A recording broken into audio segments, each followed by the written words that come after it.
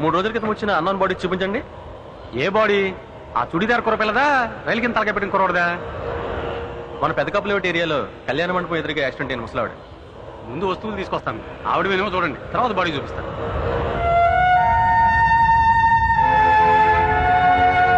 Tension పడుకో, ఖచ్చితంగా మీ అమ్మగారై ఉండరు.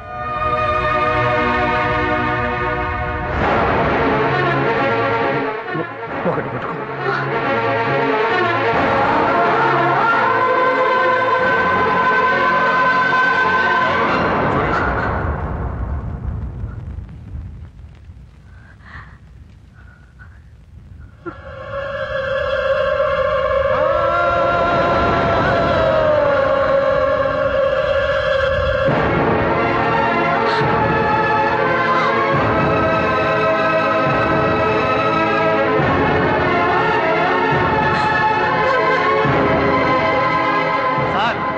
బాడీ చూపిస్తాను.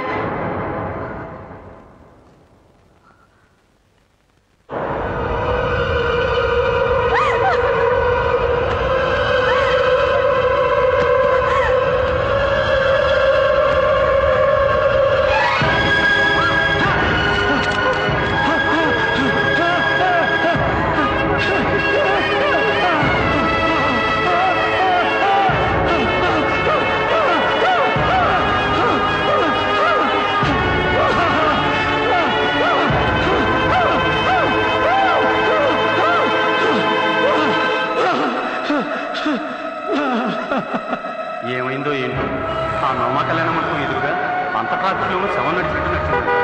నిమిషాల్లో శవంగా మారింది పాపం.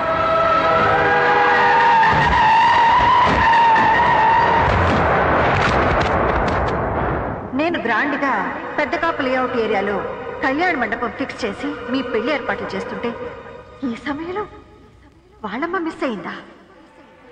ఆ నవమ కళ్యాణ మండపం రోడ్డు మీద పిచ్చి పెట్టినట్టు రోడ్డు దాటి సరళమ్మ చచ్చిపోయిందా? పెదకాపు లేఅవుట్ ఏరియాలో కళ్యాణ మండపం బుక్ చేశానని చెప్పావే, అక్కడికి నువ్వు మాత్రమే వెళ్ళావా? అవును, నేను మాత్రమే వెళ్ళాను. అబద్ధం.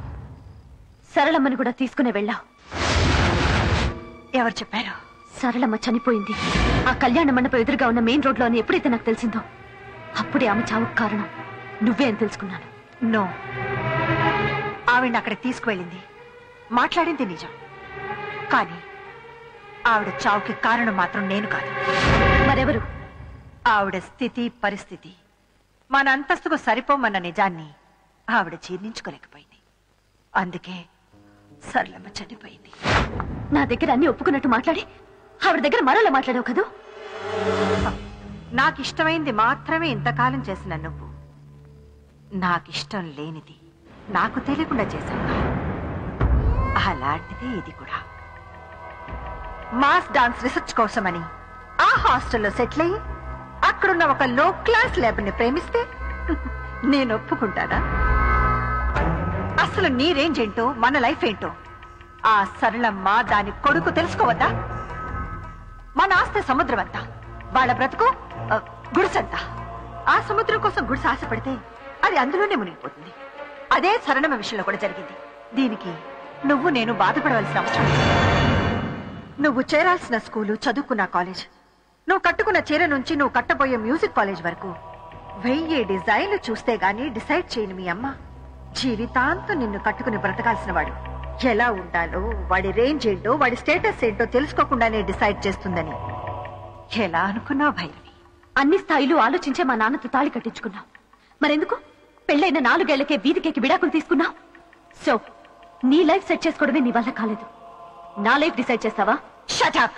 ఈ చాముండేశ్వరి ఫ్లవర్ బొకే కొన్నా 5 స్టార్ హోటల్లో కొంటుందే గానీ ప్లాట్ఫామ్ లో కొందా. వాడి అమ్మ వాడు చచ్చినా బ్రతికినా ఒక ప్లాట్ఫామ్ గాని నీకు భర్తగా చేయడానికి చచ్చినా ఒప్పుకోను. ఒప్పుకున్నా ఇంకా కుదరదమ్మా. సరళమ్మ చావుకి కారణం నువ్వని తెలిసాక బాలయ్య నా మొహం కూడా చూడు. బాలయ్య బ్రతుకు నేను కళ్ళు కూడా ఊహించుకోలేను.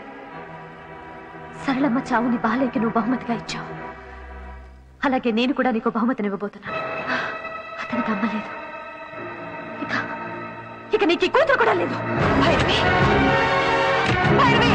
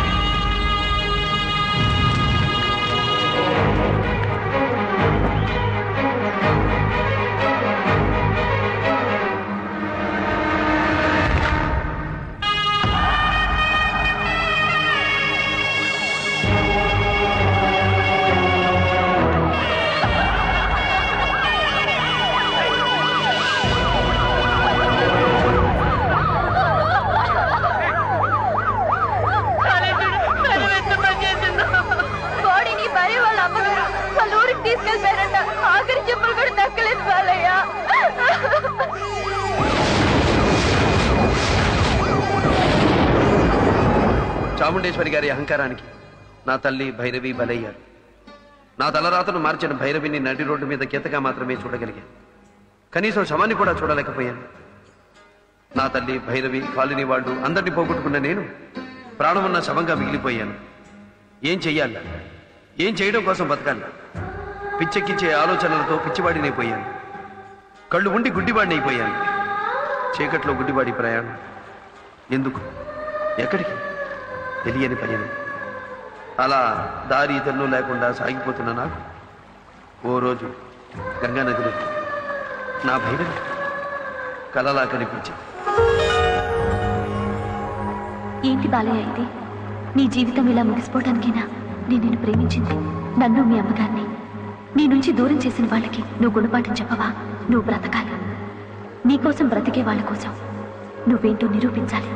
అంతేకాదు, నాకు దక్కని నీ ప్రేమ నా చెల్లెలు కళ్యాణికైనా దక్కాలి. నేను పొందలేని జీవితాన్ని నా చెల్లెలు కళ్యాణి నీతో పంచుకోవాలి. కళ్యాణి కోసం మా అమ్మ నీకంటే గొప్ప అల్లుడు లేడని నేను బ్రతిమలాడాలి.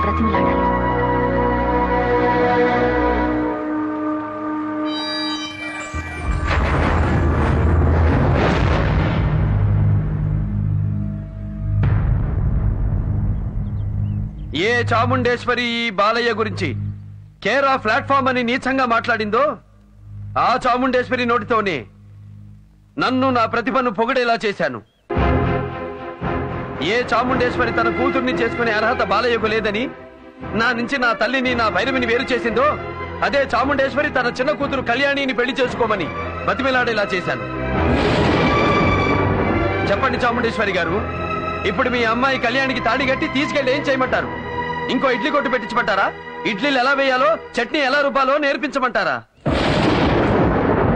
చెప్పులు కుట్టుకునే వాడి కొడుకు అబ్రహాం లింకన్ తనంలో ఇంటింటికి న్యూస్ పేపర్లు వేసి కష్టపడిన ఏపీజే అబ్దుల్ కలాం ఇప్పుడు ఇండియా ప్రెసిడెంట్. ఏ మనిషికైనా ఎంట్రీ ముఖ్యం కాదు, ఎగ్జిట్ ముఖ్యం. ఎక్కడ పుట్టాడన్నదే ముఖ్యం కాదు, ఏమి సాధించాడన్నదే ముఖ్యం.